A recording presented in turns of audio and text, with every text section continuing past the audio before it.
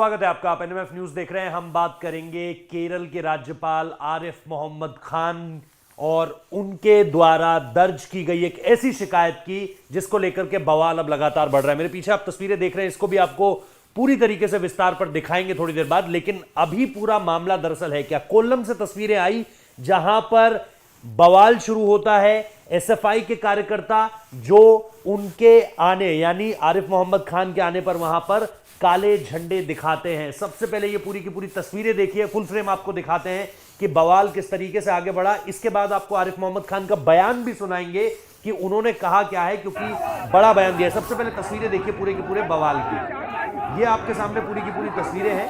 अब जो इसको लेकर के चीज सामने निकल कर आ रही है उसमें यह कहा गया है कि वो कोल्लम में थे और वहां पर जैसा मैंने आपको कहा कि एसएफआई कार्यकर्ता राज्यपाल को काले झंडे दिखाते नजर आए। हुआ क्या, पूरा का पूरा मामला क्या है। शनिवार को जो है वो राज्यपाल जा रहे थे कार्यक्रम में हिस्सा लेने के लिए कोट्टरकारा, जहां पर ये जो सीपीआईएम की एक जो पूरी की पूरी एक इसे आप साइड जिसे आप कहें विंग कह सकते हैं, जिसने वहां पर अपने कुछ लोगों को इकट्ठा किया और जैसे ही आरिफ मोहम्मद खान का काफिला वहां से निकल रहा था काले झंडे दिखाने शुरू कर दिए। राज्यपाल ने गाड़ी रुकवाई, एक दुकानदार से कुर्सी मांगी और उस कुर्सी पर वहीं बैठ गए। और उसके बाद जो उन्होंने बयान दिया वो भी बड़ा दिलचस्प है, क्योंकि उन्होंने साफ साफ पुलिस प्रशासन और सरकार पर सवाल उठा दिए और यह भी कहा है कि अगर पुलिस भी मिली भगत करेगी, पुलिस भी सरकार के साथ मिलेगी और मेरे विरोध में काम करेगी, तो फिर सुरक्षा की जिम्मेदारी किसके ऊपर होगी। जरा उनका बयान सुनिए जिसमें आपको सारी की सारी सच्चाई पता चलेगी। Arif Mohammad Khan Giving them protection here. Police are they were standing here at the police protection. I will not go from here.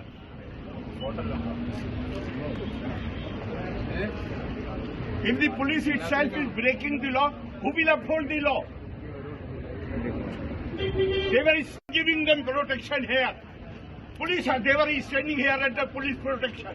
I will not go from here.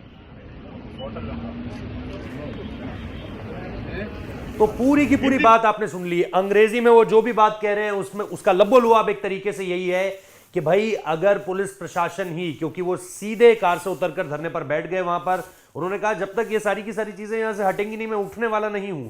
एक तरीके से सुशासन नहीं कुशासन पर सवाल उठाए हैं आरिफ मोहम्मद खान ने। और ये दरअसल पहली बार भी नहीं है जब उनकी और जो सत्तारूढ़ पार्टी है उसके बीच आपको एक खिलाफत दिखाई दे रही है, एक दीवार दिखाई दे रही है जिसके एक तरफ आरिफ मोहम्मद खान है और दूसरी तरफ सरकार, और उनके बीच ये जो पूरा का पूरा जिस तरीके से कोल्ड वॉर आप इसको नाम दे सकते हैं कि ये जो मौखिक युद्ध लगातार चल रहा है, ये आपको बताता है कि किस तरीके से जो केरल में सारी की सारी व्यवस्थाएं हैं वो सही तरीके से अब तक सामने नहीं निकल कर आ पाई हैं। और ये तस्वीरें इसको सीधे तौर पर दिखा रही हैं। और जैसा मैंने कहा कि आप अगर पूर्व में भी जाकर देखेंगे तो आरिफ मोहम्मद खान और स्थायी सरकार के बीच लगातार ये एक तरीके से मनमुटाव की स्थिति, एक दूसरे पर आरोप प्रत्यारोप की स्थिति, और ये तक कह देना कि बाकायदा इस तरह की भी बात की गई कि भाई मेरी बात जो है, आरिफ मोहम्मद खान ने वहां बैठकर अलग अलग ट्वीट्स आए हैं जहां पर यह कहा गया है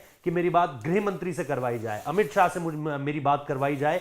और वहीं से फिर जब तक उनसे बात नहीं होती है, जब तक आप लोगों के खिलाफ उनको शिकायत नहीं कर देता हूं, तब तक जो है इस मामले को यहां से रफा दफा नहीं होने दूंगा। आपकी इस पूरी की पूरी खबर पर क्या है प्रतिक्रिया, कमेंट बॉक्स में दर्ज जरूर कराइएगा और चैनल को सब्सक्राइब जरूर कीजिएगा।